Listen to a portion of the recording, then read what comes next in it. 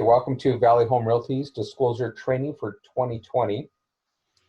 We are going to be discussing all the disclosures required for this quarter of 2020.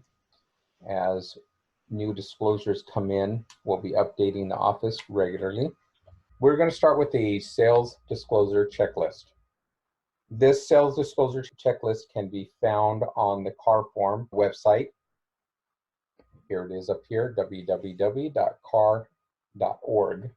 Once you log in to your own CarForms, I will show you later on in this video how to access this. So let's get started. Let's see what's in here. The CarForms that are required are TDS, SPQ. This has a brief description of exactly what the TDS and SPQ is. We'll be going over those shortly. It's also going to require your AVID, Agent Visual Inspection Disclosure. This is where you as an agent must go in the house and visually inspect the entire house inside and out and the entire property. This must be attached to every single transaction. A AS, QS, or AB, otherwise known as a FERPTA, or Seller's Affidavit of Non-Foreign Status, even a Buyer's Affidavit. These will also be attached to the file and required to be in there. A natural hazard disclosure report is required for every file. We currently order our natural hazard disclosure reports from Property ID. If you don't have a Property ID account, please let Gloria or Christina know, and we will get a rep out to the office to get you signed up so that way you can log in and order your NHDs for all your files. Also required are notice regarding gas and hazard liquids and Megan's Law. Page 2, agency disclosure. This tells you who's involved in the transaction, brokers, and sellers and buyers. BIA is also in CarForms, Buyer's Inspection Advisory. PRBS, possible representation of more than one buyer or seller. These are all be attached to your residential purchase agreement as you download them. It'll be automatically populated, and we'll be going over those shortly. The rest are just in case they are required. Most files will require these forms. If, for example, if you're in an REO property or foreclosure property, not everybody will be required to provide TDS or SPQ. If they are exempt from these forms, they are required to fill out an ESD, Exemption Seller's Disclosure. They're going to replace the TDS and SPQ. Another disclosure is CCPA, California Consumer Privacy Act. This is a new disclosure for 2020. It's also attached to the residential purchase agreement automatically. Also, with each transaction is required a residential earthquake disclosure. If the home was built before 1978, they're going to require a lead-based paint disclosure. This form is called FLD. And if it's built before 1994, we're going to have a water conservative fixtures compliance and disclosure. If it's in a HOA, there is a disclosure for HOA. If a termite clearance is required, we're going to have a pest report. If a seller financing addendum is required. This is not all, but it does apply to some of them. If the home was involved in meth, there is a meth lab cleanup order. There is a form for that. We have to disclose that. Anything regarding groundwater, NTF or equivalent, notice private transfer fee or equivalent. Disclosure in SPQ or in ESD is a flood disaster insurance requirements. This is if the seller receives flood-related disaster assistance. At one time or another, they must disclose that. If a buyer is not going to be obtaining title insurance, there is a disclosure for that. However, we don't encourage that. If the buyer is not going to be obtaining title insurance, you must, and I do repeat, must contact management of Valley Home Realty. We will discuss your options. Most likely, we're not going to proceed with the transaction because we're not going to be covered under our insurance. The last page on this form just talks about security bars, supplemental tax bills, home inspection disclosures, and radon gas and mold notices. Additional disclosures are statewide buyer and seller advisories, the MCA, market condition advisories, wire fraud advisories, probate administration, and short sales. When we get back into short sales, when that market comes around, we'll be explaining those a little bit more. Also required is a buyer's inspection advisory. This lets your buyer know what inspections are available, and they will elect to have those inspections or not on the property that they're purchasing. If they do not plan to have any inspections, they are required to fill out a BIW, Buyer's Inspection Waiver.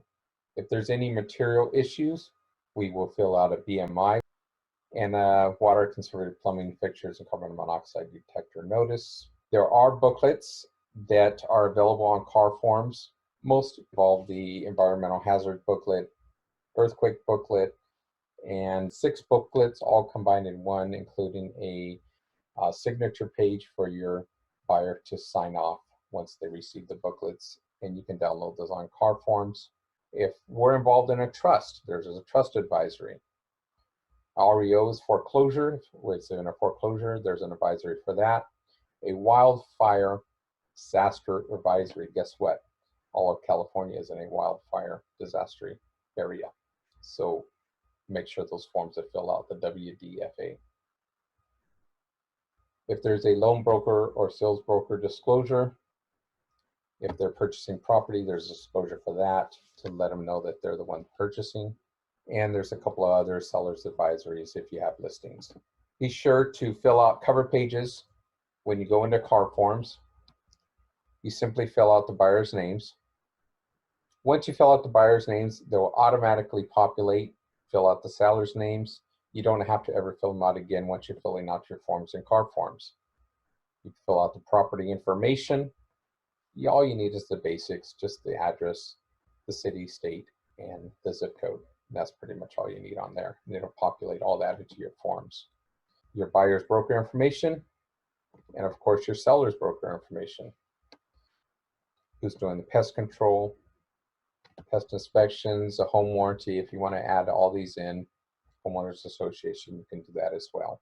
Once you add all these in, once again, it'll automatically populate in the car form, so you don't have to enter them twice. So let's find out what disclosures we need in reference to the residential purchase agreement. So the most common question is, what disclosures do I need when selling a home? Well, guess what? That question is answered in your residential purchase agreement. Here's where your disclosures start. Most disclosures are in this purchase contract. It talks about the disclosures. It doesn't go into it for detail. That's what your disclosures are for. Your disclosures will talk in detail of what they're for. This just has an outline of what's included. We're going to start with the new disclosure, coronavirus. This is in the car forms. It's very simple.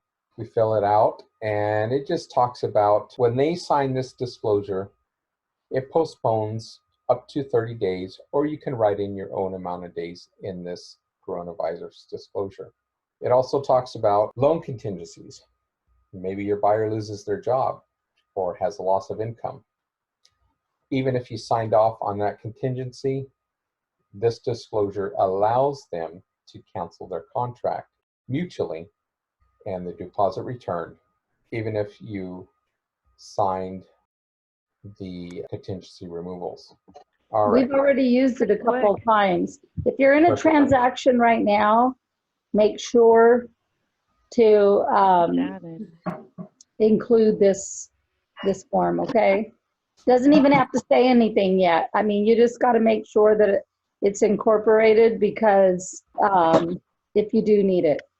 We've used it twice already. This is the agency disclosure. It's included in the residential purchase agreement. It talks about how the agent represents the buyer and the seller, represents the buyer, or represents the seller. We fill this form out. The buyer signs it. The seller also has their own form that they sign. You fill out your broker information, license, and so forth, and you give it to the participating agent. Remember, when you fill out your AD, it's on both the buyer and the seller side. So you're going to have two copies of this, not just one. You're going to have where buyer signs, and you're going to have where the seller signs. This is just page 2 of that disclosure. When you are the selling broker, which means you represent the buyer, this comes automatically with the residential purchase agreement. You fill out your side, and then you request once again from the other side because they fill out their own. Moving on to the next disclosure, otherwise known as a PRBS, is a possible representation of more than one buyer or seller. Talks about multiple buyers, multiple sellers, dual agency. Basically, what this disclosure says is you as an agent, you do not represent your buyer or seller exclusively. This gives permission for you to represent more than one buyer or seller. When I say you represent the broker. So in essence, I'm speaking as an agency. The agency has permission to represent more than one buyer or more than one seller. The WFA, the Wire Fraud and Electronics Fund Transfer Advisory. There is wire fraud out there. This lets your client know to be aware. Your buyer signs it, the seller signs it. It's also included automatically in the purchase agreement. Next disclosure is a buyer inspection advisory.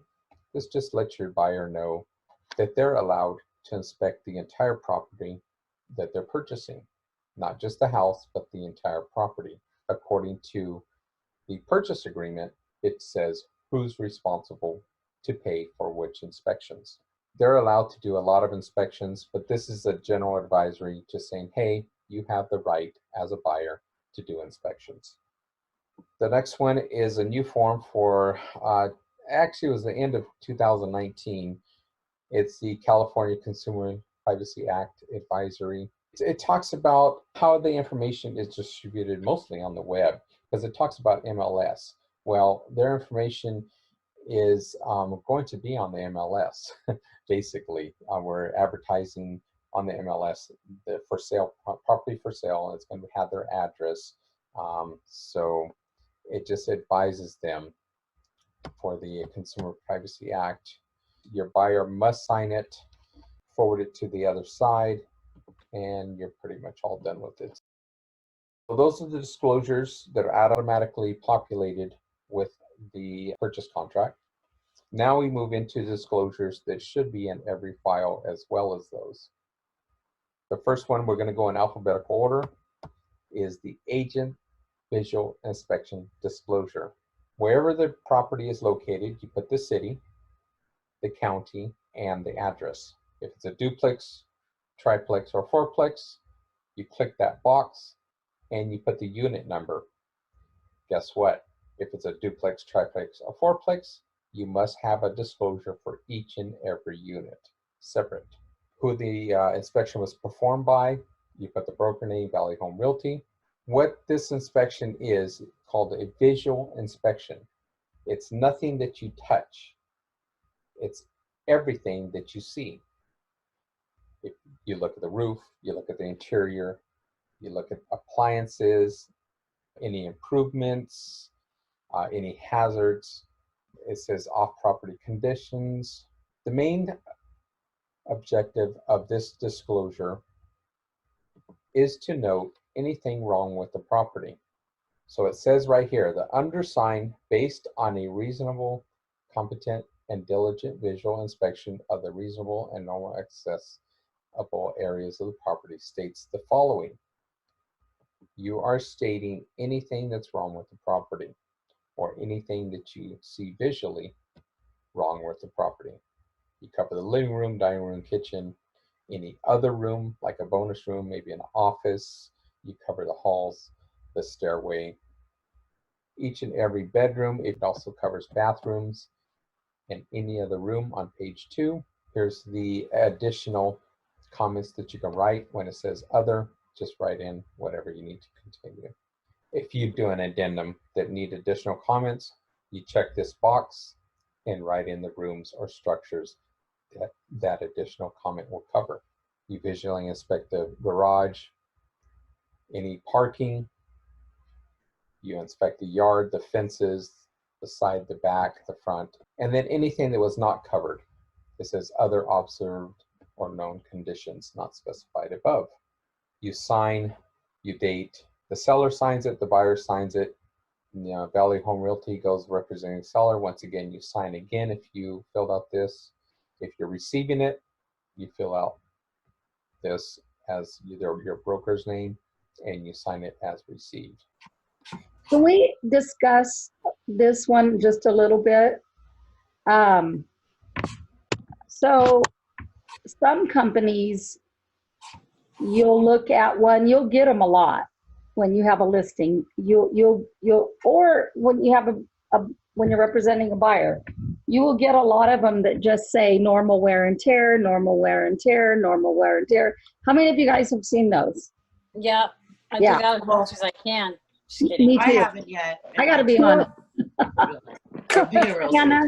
Shanna, when you get some of these, especially, from some of the name brand or whatever you want to call them, they will, big box companies, whatever, they will advise their agents, normal wear and tear, normal wear and tear.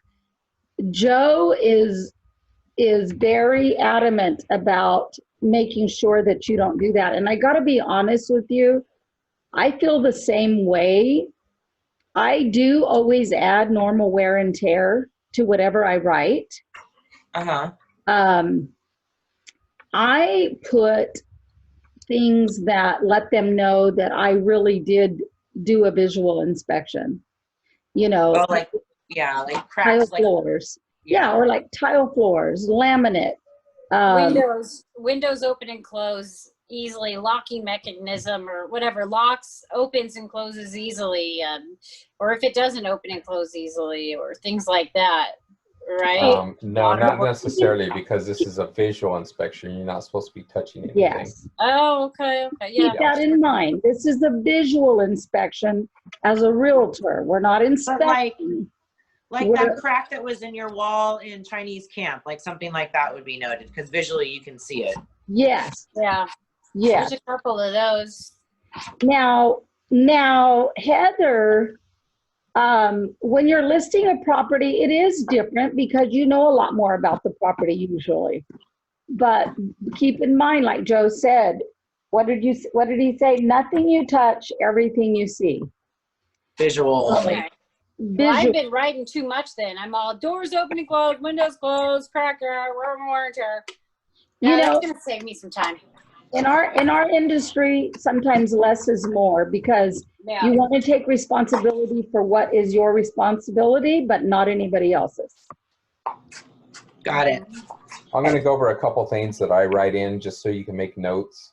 Okay. On the entryway, for example, when you open the door, if there's scuff marks on the door, if there maybe at one time there was somebody pushed on the door, you can see a crack where the lock is. You want to note that, because that somebody can easily get into that residence.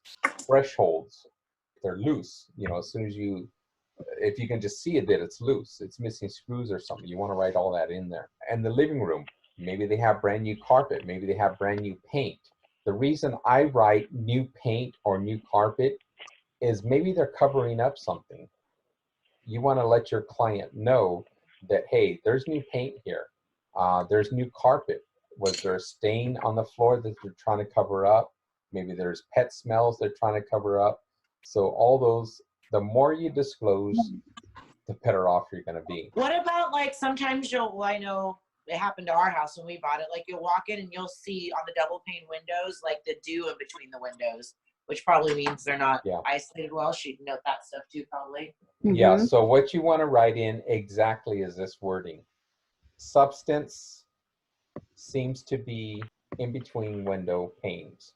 You don't want to say mold in between the window. You don't want to say moistures in between. You're not an expert. You're not an inspector. You want to leave it as loose as possible. You Okay. don't want to specify what's in there, because that will get you in trouble later on. That's a super important point. People that are very informational driven, that's not a good idea. Because if we misinterpret something or misstate something, then that could come back on you as an agent. And you don't want to do that. And like we always say, when something goes wrong, it's going to really go wrong. When the client tries to sue you and the broker and take you to court, the judge is going to go back to this disclosure. He's going to open it up and he's going to say, the living room. Well, guess what? You say nothing to disclose, or you didn't write anything down. Why didn't you write down that the window had moisture in it? But let's say you did write down there's a substance in the window. Then you're totally fine. At least you've seen it visually. If you write down there's water in between the window, but guess what? Maybe it wasn't water. Maybe it was mold. Maybe it was something else. Now you're liable because you're in court. This is a legal form. You have to remember, you're legally licensed now. You are considered a professional. The state views you as a professional. Verbally, you can tell your client anything you like, as long as what's in their best interest. What if they ask you, well, how come you didn't note it on this disclosure that there was? Because you're going to say, I'm not an expert. Okay. What about that smells? was just that was my opinion towards you, and this is a legal document, and I'm not. Okay. So let's hire an inspector to inspect this. There you go. Okay. So that looks really funny, Shanna. You know what? Let's ask the inspector about it when he comes in. Okay. That's the kind of way you're going to talk to your clients, the way you're going to present things.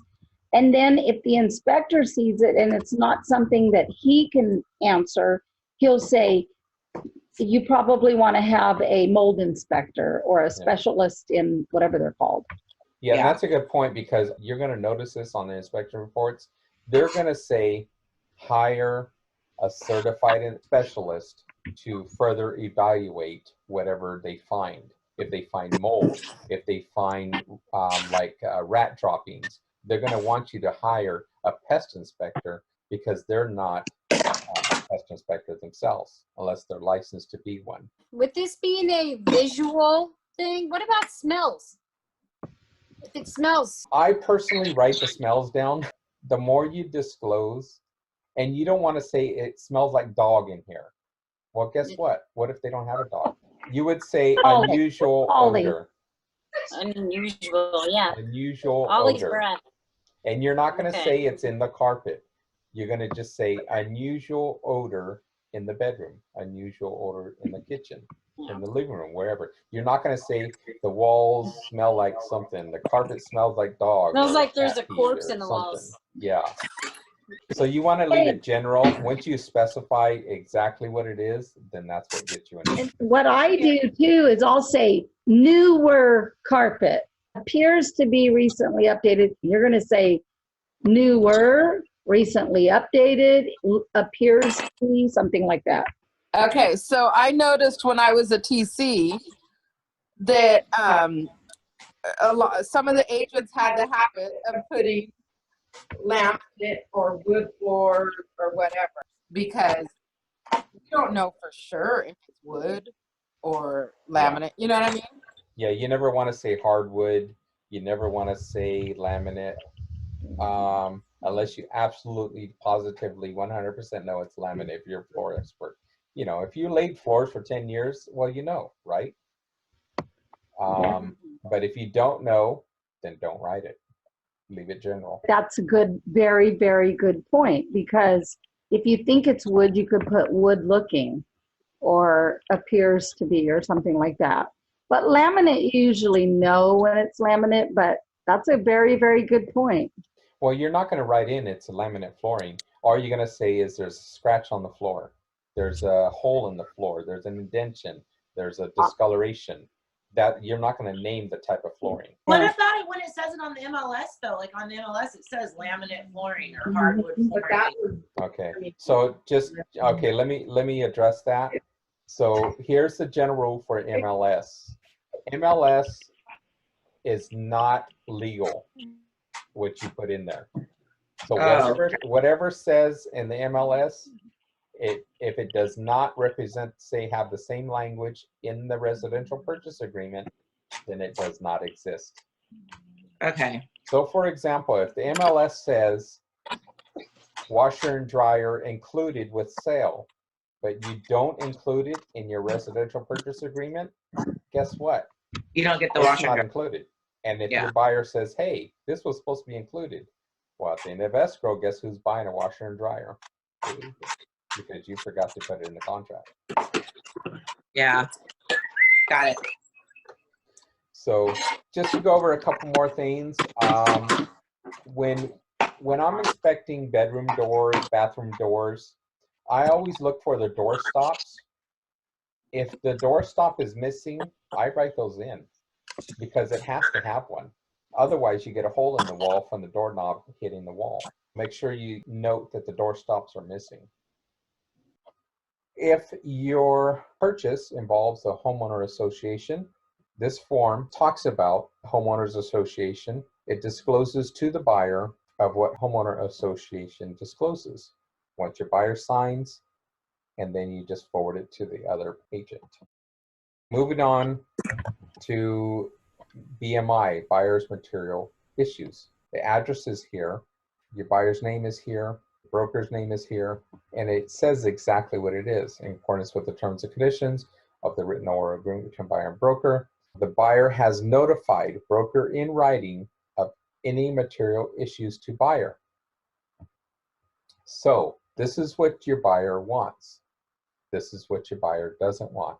These are material issues. Your buyer signs it. I would also send this to the other side just because it's a disclosure, but it doesn't necessarily have to go to the other side. Next form is called a buyer's affidavit. If your home does not exceed $300,000 that they're buying, they must fill out this form. The person filling out signs it. And once again, it's only for 300,000 and before. This is basically like a FERPTA for your buyer, because your seller will have their own form. This form says if your price doesn't exceed 300,000, you're either an exempt from withholding portion of the sales prices to the property taxes according to the revenue code. So you're not putting taxes aside because you're not a foreign nationalist, or if you are a foreign nationalist, there's, you have to disclose that as well. The next form is pretty important. The buyer's inspection elections. This doesn't list all the inspections available to a buyer, but it lists a lot of them. If they want to do a home inspection, that's the general home inspection. They do a pest inspection. That's a wood destroying pest inspection. If it has a fireplace, of course you want to do the chimney. They check yes or no. Anything they check yes to, it should be in your residential purchase agreement as to who pays. That's why it's important to write all inspections in the agreement, because it says who's going to pay for what. I know some of the times that agents leave inspections out of the agreement in order to hide them from the lender, so the lender won't call for that inspection in the loan decision process. However, I'm going to strongly not encourage that. Always write your inspections down in your residential purchase agreement. I have questions. This is the buyer's inspection election. That does not necessarily go to the lender. What goes to the lender is the RPA and any addendums that are added in. So even if you have a buyer's inspection election, and it is very, very smart to have it, because your buyers can't come back and say, you didn't tell me I could have this particular inspection. What's really good is that they're going to go through this and they're going to choose what inspections they want. If inspections are submitted to a lender, they have to go through underwriting.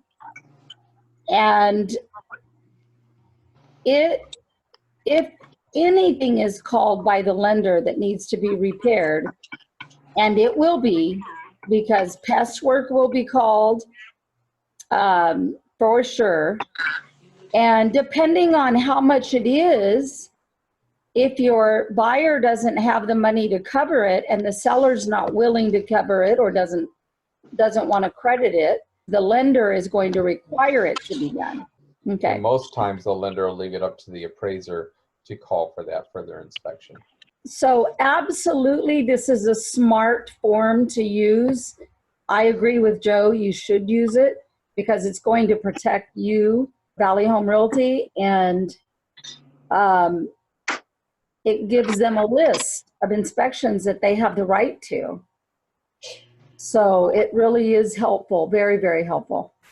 Okay. Yeah, Thanks, just Joe. know that any inspection that the buyer was asking for, they're most likely going to pay for it on their own. So anything they check yes to, just advise them that there is a cost to it. If they check no, this is kind of, and not a foolproof way, but it is kind of a way out if you ever do go to court. For example, if they check no on the pool and the pool ended up having a leak, and well, when the buyer gets upset, they're going to sue everybody.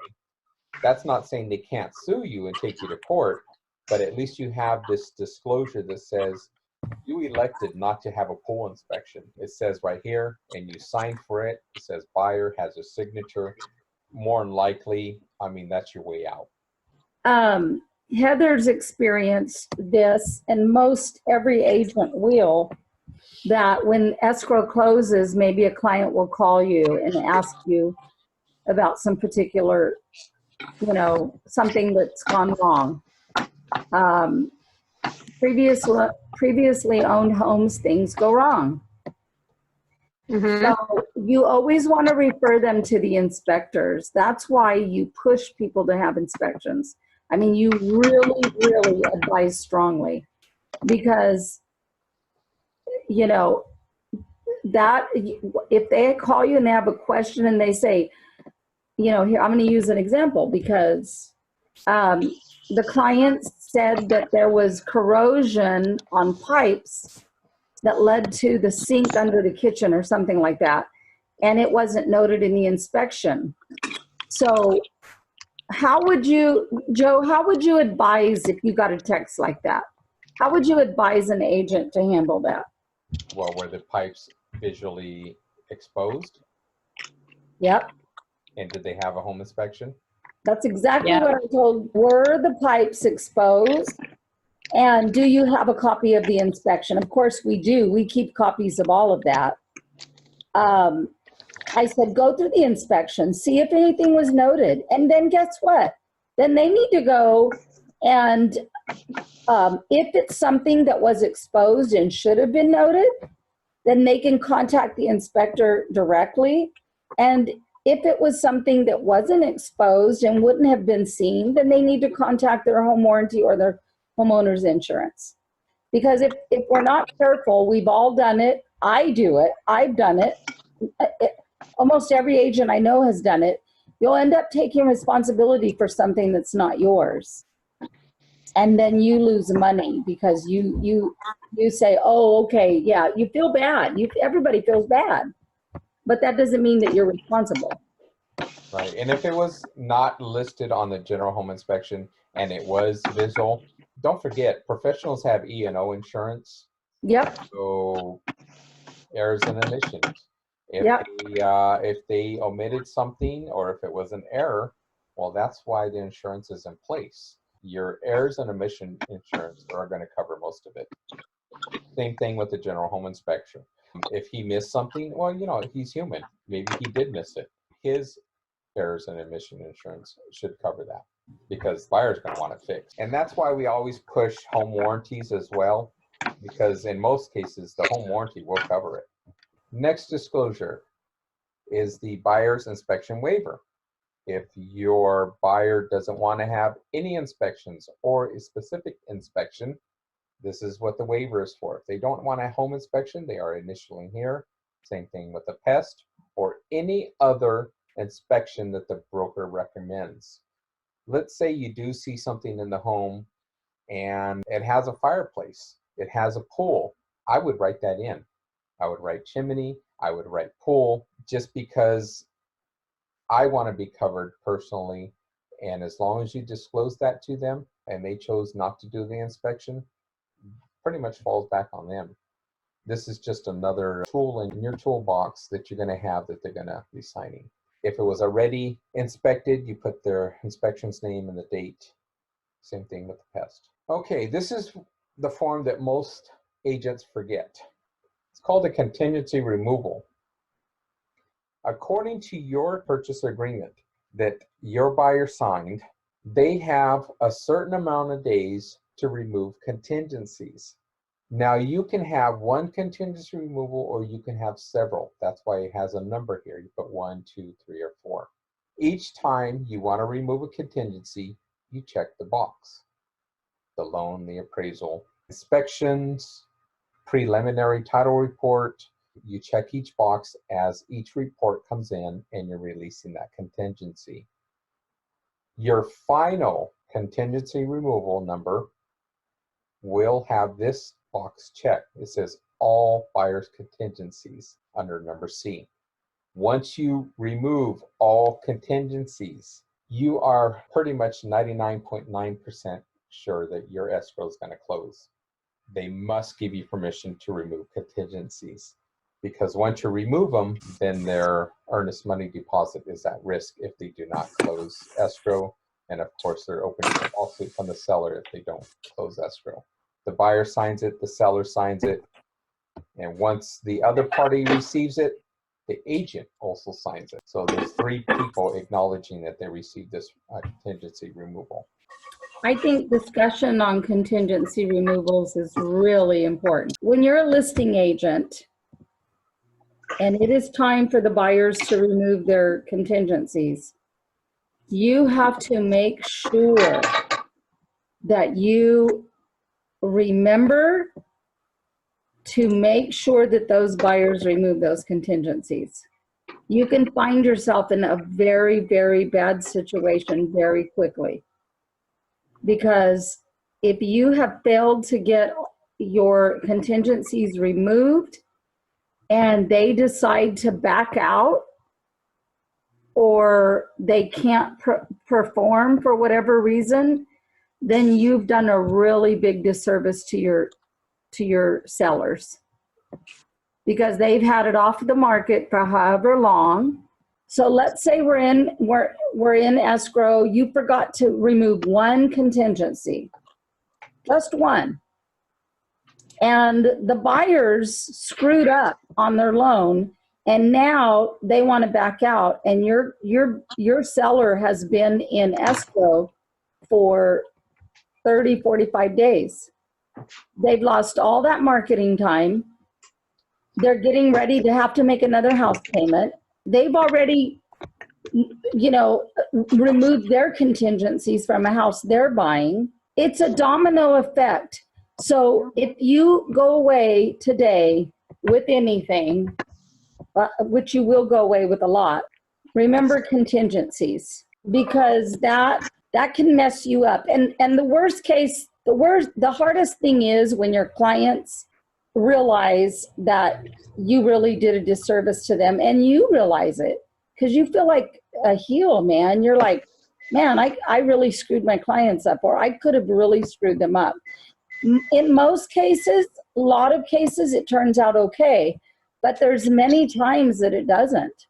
There's times that that it doesn't.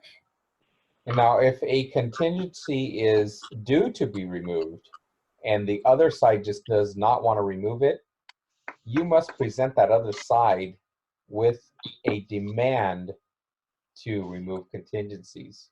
Yes. Don't be afraid to do that. It's right. You're protecting yourself and your client when you do that.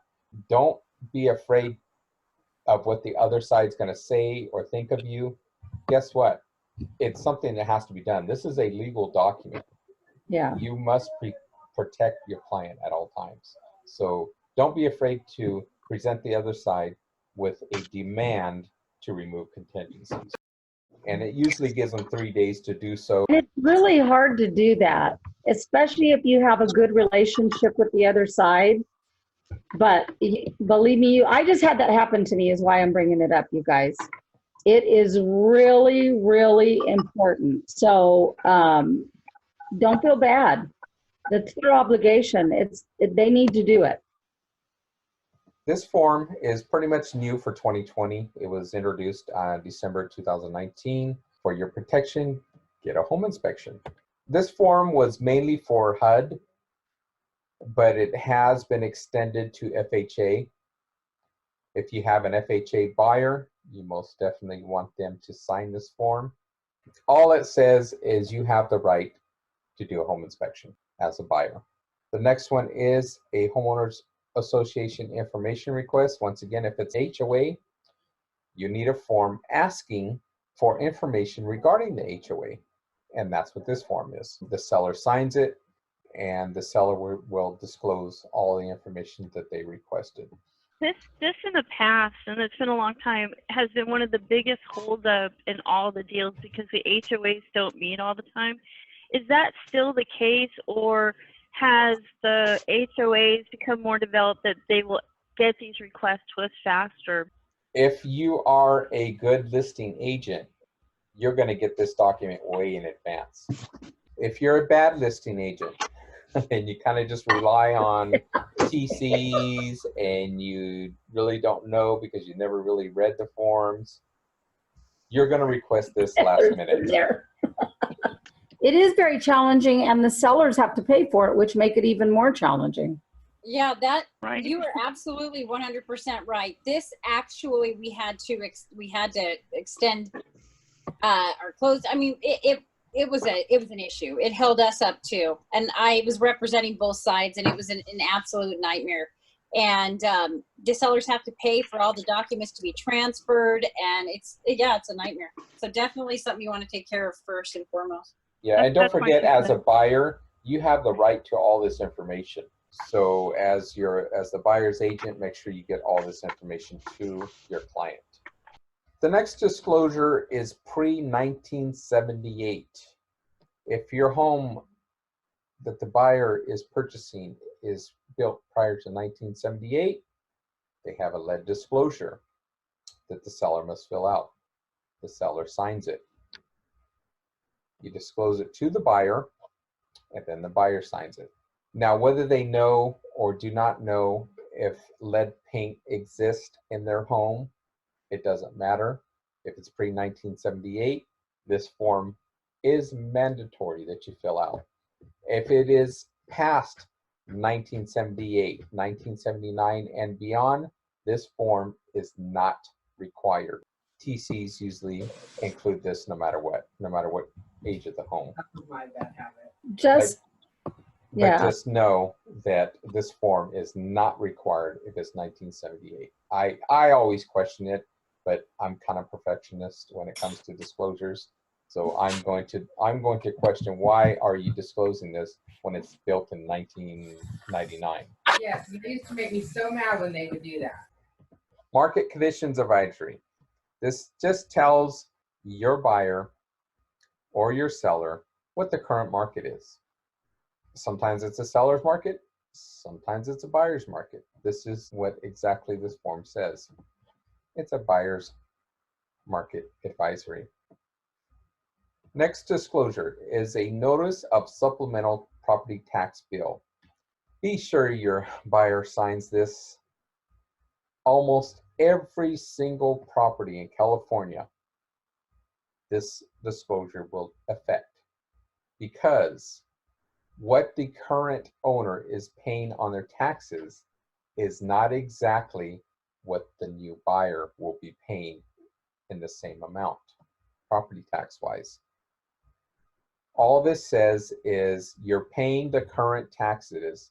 However, the tax collector may, and in most times will, send you an additional bill that will calculate your new property taxes. And that is based on appreciation value of a home when it resells. The higher the home sells, the more taxes that we're going to want to collect. and they will catch up with you. It might take them a year, but they will send this bill to your buyer.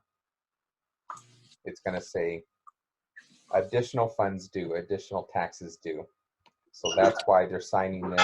And when do they usually get that? I'm sorry. Within a year. Within a year? Okay. Yeah.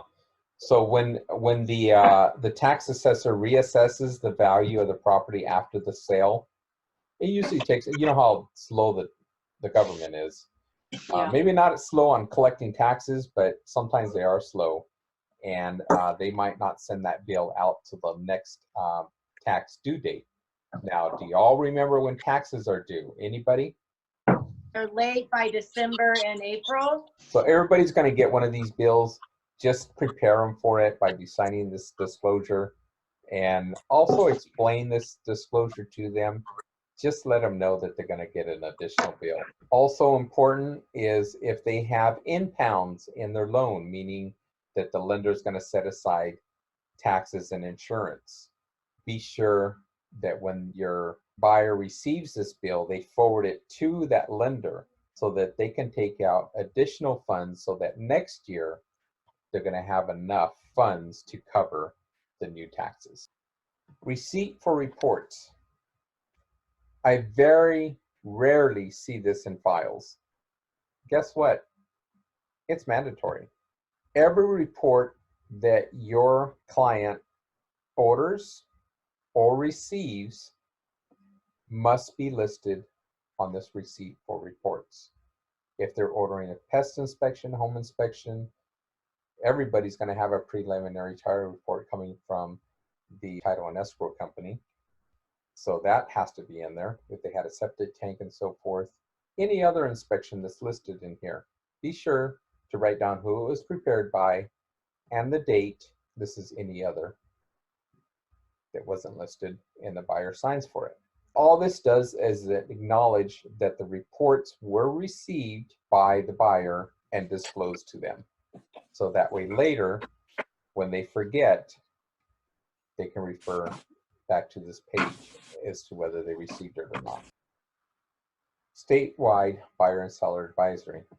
This pretty much covers everything that's in the residential purchase agreement. It's a 14-page document. If you want to go by it one by one, you're more than welcome to. And I would actually suggest that. You should also read every line of every disclosure in this packet, just because you, as an agent, are going to have to explain it to your buyer. You don't want to be reading it for the first time when your buyer asks you to explain it to them. What I find to be the easiest way to go through disclosures for me is if you already know what's on there, then you can just put it in front of them. This is the way.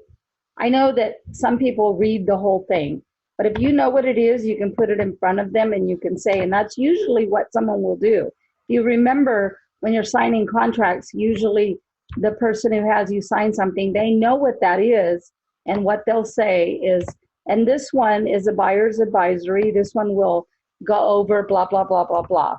And if you can just sign here. If you have any questions, please feel free to give me a call, or do you see anything on here that you have a question? Most of the time, the people will scan over it. And they'll say, what does this mean right here? And then you can grab it and look at it and say, well, this right here. But if you familiarize yourself with the disclosures like Joe says, then when you go to have them signed, if that's how you do it, a lot of times our TC does it. You can just do a generic what it means. I find that the easiest for myself. What I would suggest is if your TC is sending out disclosures, just make an appointment with your buyer and just say, let's make some time, let's set some time aside, and we'll go over all of them to see if you have any questions. This will make them feel a lot better.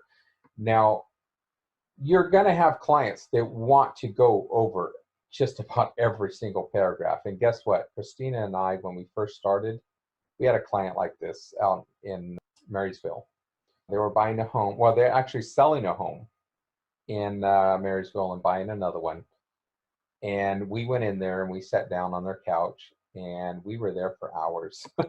and a good thing, because I actually brought my computer because I kind of knew what kind of clients they were. And we went over every single disclosure. They had a lot of questions, but they were military. So I expected that from them because they're very precise in their questions. They wanted to understand everything they were signing. Some clients are just a lot like that. And then you've got clients like me that are just going to say, okay, let's sign. It's different. But, Joe's right, though, because if you are at least familiar with the disclosures, then you make it a more relaxed environment for your client, and they just trust what you say more, and they're not going to ask as many questions. Right, but you're also going to have clients like me. I test my professionals that I hire. Mm-hmm. If you're my agent, I'm going to question you on every single disclosure. I want to see if you know what you're talking about, because you're a professional. Right. If Right. you can't answer my questions, Mm-hmm. how am I going to trust you to handle this transaction? Right.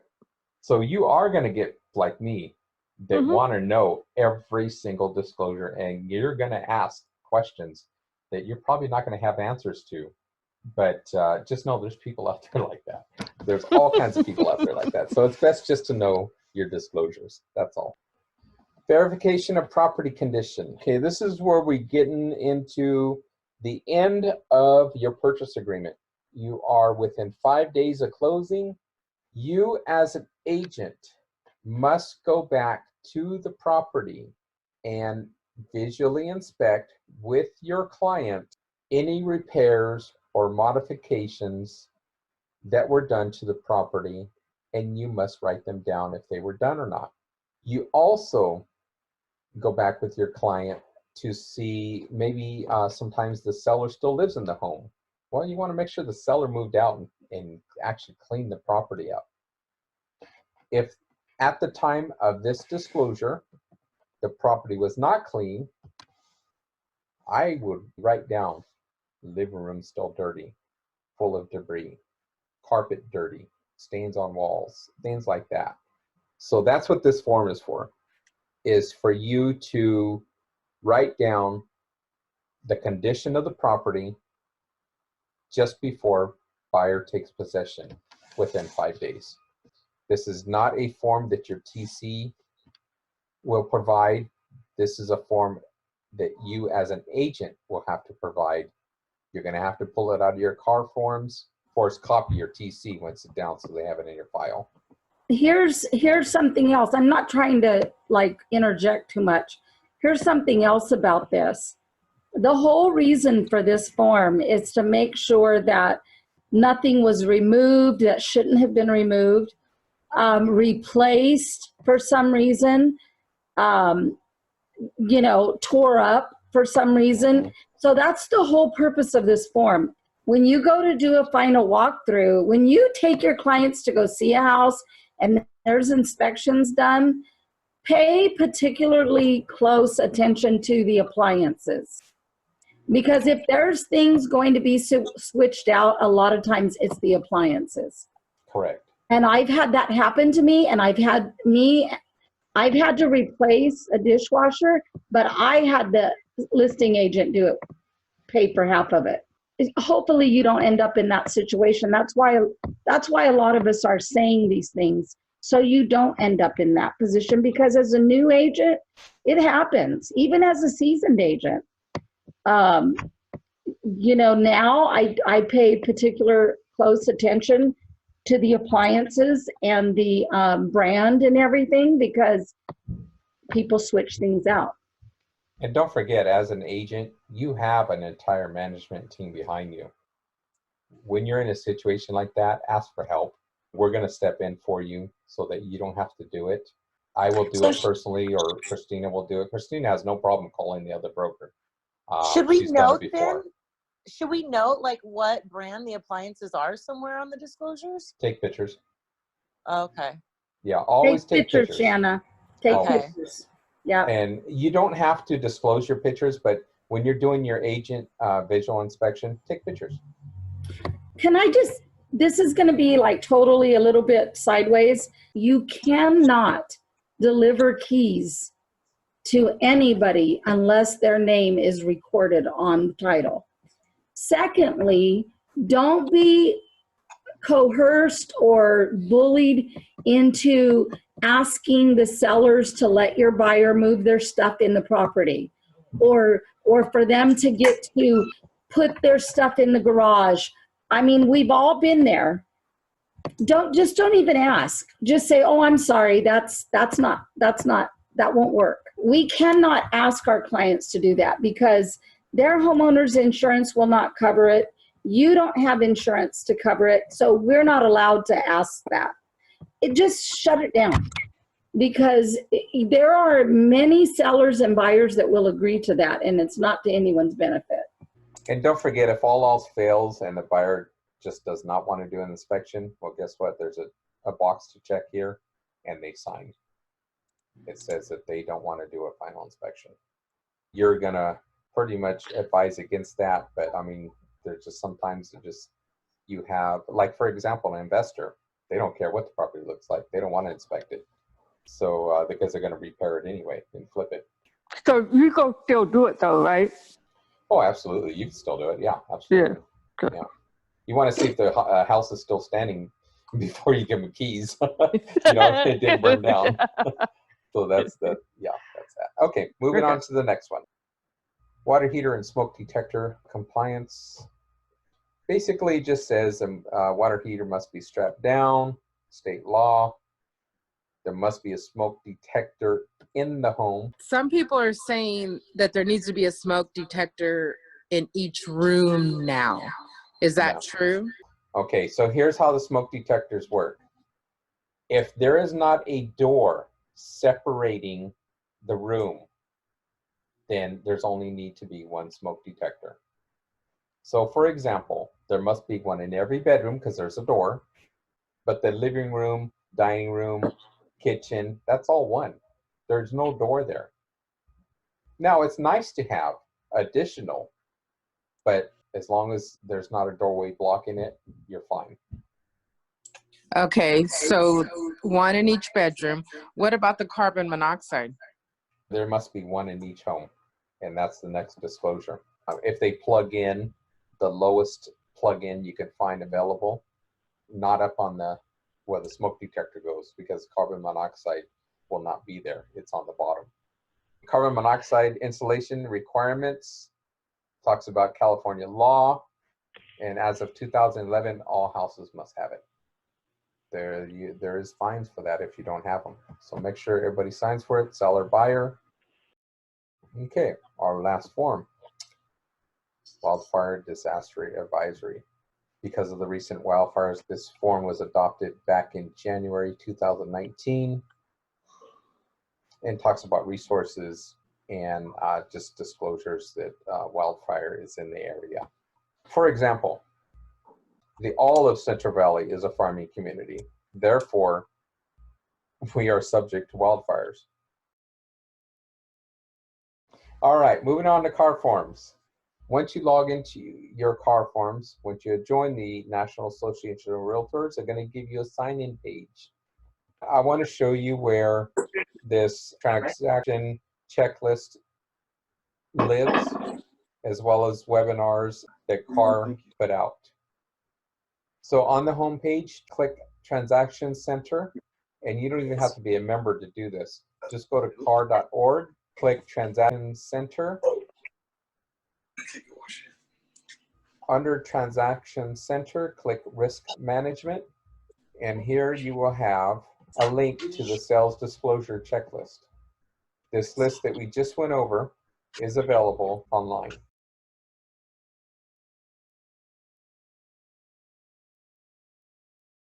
First 5 pages that we went over are right here online.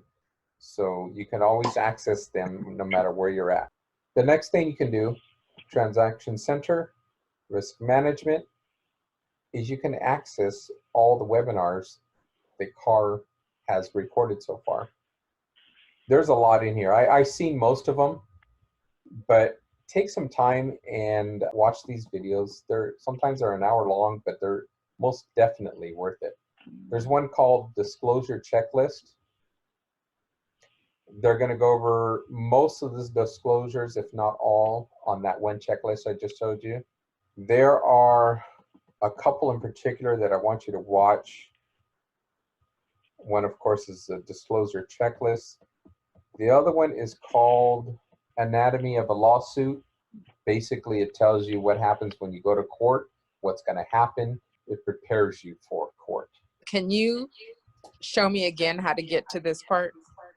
Okay, so go to car.org. Okay, you're going to get to the home page. You're going to go to Transaction Center, click it. Risk Management, click that. And you have both webinars and the disclosure checklist here. The last thing we're going to go over is what happens if the other broker, the other side, whether it be listing or selling agent representing the buyer, what happens if they present you with a form that's not a car form? My answer to that is always going to be the same. If it's not in your residential purchase agreement, it doesn't exist. Now, there are times when they're going to present you with this form and they're going to want your buyer to sign it. All you have to do in response is say, show me where in the purchase agreement where this form applies. Show me the page and show me the paragraph. Once you point that out, I will present it to my buyer and they will sign it and I will get it back to you. So like these forms that KW and PMZ send us, we don't have to sign them if they're their forms. Exactly. Because it's not in the purchase agreement, number one. Number two, it's not a car form. Now, you're going to have to do this at your discretion. If kind of good for both parties involved, well, maybe you do want your client to sign it. I'm not saying that you have to ignore them. What I'm saying is if there are forms that are not in the car form format, 99% of the time, you're not going to have your client sign them. That doesn't mean that they shouldn't sign them or they shouldn't be disclosed whatever information they're disclosing. What I'm saying is they're not legal and you're not legally bound to have your client sign them. And the response that I always give is, show me where in the purchase agreement where this form is related. Show me the page and the paragraph number so that I can point it out to my client and have them sign it. And 100% of the time, they're never going to find it in your purchase agreement because it's not a car form. Only car forms are in the purchase agreement. And that's all that your buyer and seller agreed to. Don't forget, the purchase agreement isn't for agents to agree. It's for buyer and seller to agree, period. All you're doing is signing to represent them.